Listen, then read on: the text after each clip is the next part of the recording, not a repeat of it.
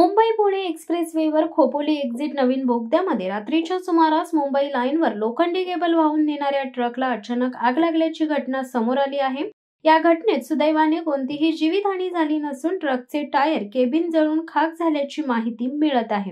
ट्रकला आग लागल्याची माहिती मिळताच महामार्ग वाहतूक पोलीस यंत्रणा, Borghat, IRB patrolling, delta force आणि खोपोली नगरपालिका अग्निशमन दल घटनास्थळी पोहोचल्यावर जवळपास 1 तासाच्या अथक प्रयत्नांनी आगीवर नियंत्रण मिळवण्यात यश आले व आग विझवून अपघातग्रस्त ट्रक क्रमांक MH43BX7967 घटनास्थळावरून क्रेनच्या सहाय्याने सुरक्षित स्थळी हलवण्यात आले। या घटनेमुळे काही वेळ वाहतूक कोंडी झाली होती। ट्रकला साईडला घेऊन वाहतूक सुरळीत करण्यात आली। ट्रकच्या केबलला लागलेल्या आगीमुळे बोगद्यामध्ये मोठ्या प्रमाणात धूर निर्माण झाल्याने अंधारात काहीच दिसत नव्हते। बोगद्यातील इतर वाहनातले सर्व प्रवासी श्वसनास त्रास जाणवल्याने बोगद्याच्या बाहेर आले होते।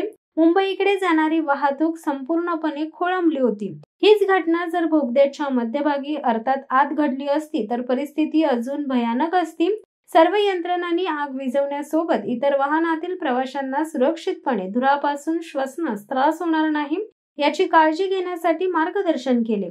त्यामुळे सुदैवाने कोणतीही जीवितहानी झालेली नाहीये। शिवसत्ता टाइम्ससाठी खलील सुर्वे, खोपोली। दे धडक बेधडक वृत्त देणाऱ्या आपल्या शिवसत्ता टाइम्स न्यूज चॅनलला लाल बटन दाबून सबस्क्राईब करा आणि बेल आयकॉनला क्लिक करायला विसरू नका।